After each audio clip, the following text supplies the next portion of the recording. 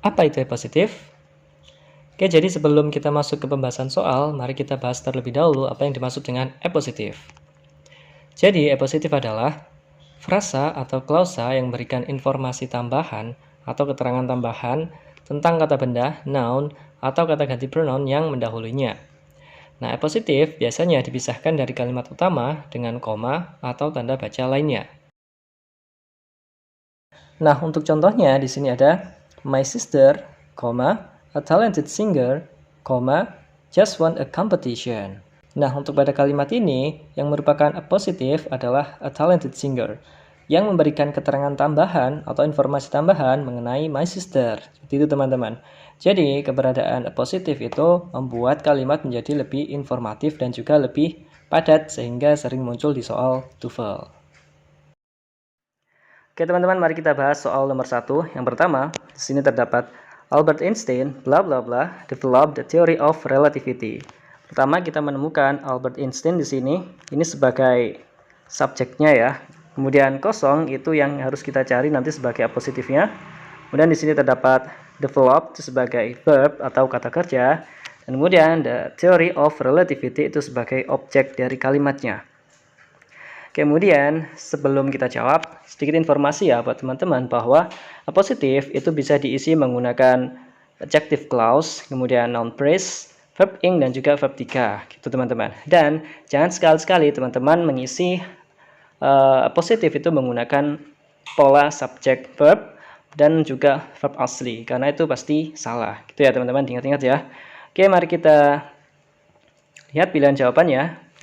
Di sini yang A, the genius psychist. Nah, ini merupakan noun phrase ya, teman-teman ya. Ini bisa jadi jawaban yang tepat. Oke, mari kita simpan terlebih dahulu.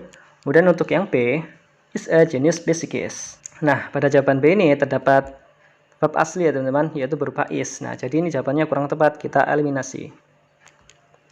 Kemudian untuk yang C, ini termasuk adverb. Kita tidak butuh adverb ya, ini juga kurang tepat. Dan yang D, ini sama dengan yang B ya, terdapat kata kerja berupa was, tapi ini berupa past tense ya, past verb maksud saya. Jadi ini juga kurang tepat. Nah, oleh karena itu jawabannya yang tepat yaitu yang A ya teman-teman, berupa noun phrase untuk mengisi sebagai appositive dari kalimat ini. Oke teman-teman, lanjut ke nomor 2 ya. Mari kita perhatikan soalnya.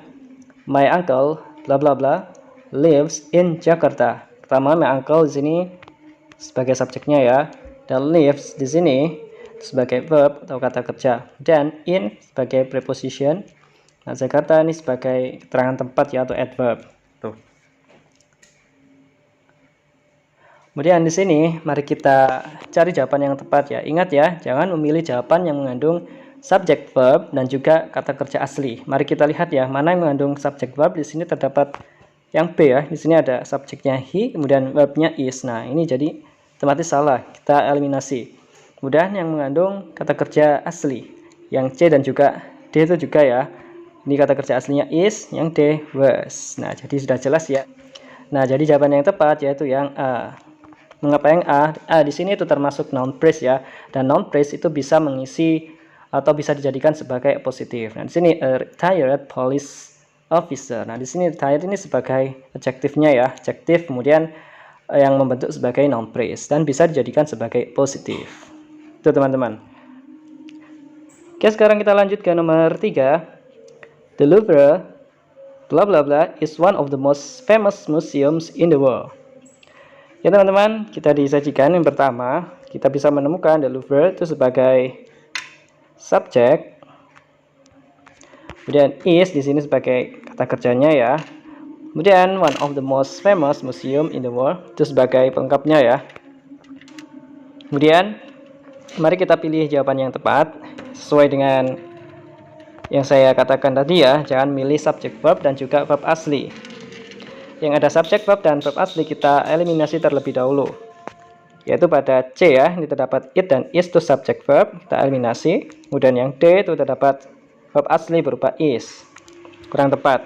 Nah, kemudian jawabannya tinggal A sama B. Yang A, an art museum in Paris. Nah, ini merupakan sebuah noun phrase ya. Nah, bisa jadi ini jawaban yang tepat. Mari kita keep dulu. Dan untuk yang B, located in Paris, which is. Nah, tapi di sini terdapat is ya untuk yang B. Nah, kalau misalkan kita pilih yang B, bakal terjadi double verb nanti. Karena itu kita eliminasi juga. Jadi jawaban yang tepat yaitu yang A ya teman-teman. Nah, seperti ini teman-teman. Oke, jadi teman-teman yang pengen pembahasan soal seperti ini lebih banyak lagi, jangan lupa subscribe channel ini ya. Dan jangan lupa juga untuk like dan share video ini sebanyak-banyaknya. Oke, terima kasih ya. Semoga video ini bermanfaat bagi teman-teman semua. Sampai jumpa di video selanjutnya. Saya Wassalamualaikum warahmatullahi wabarakatuh.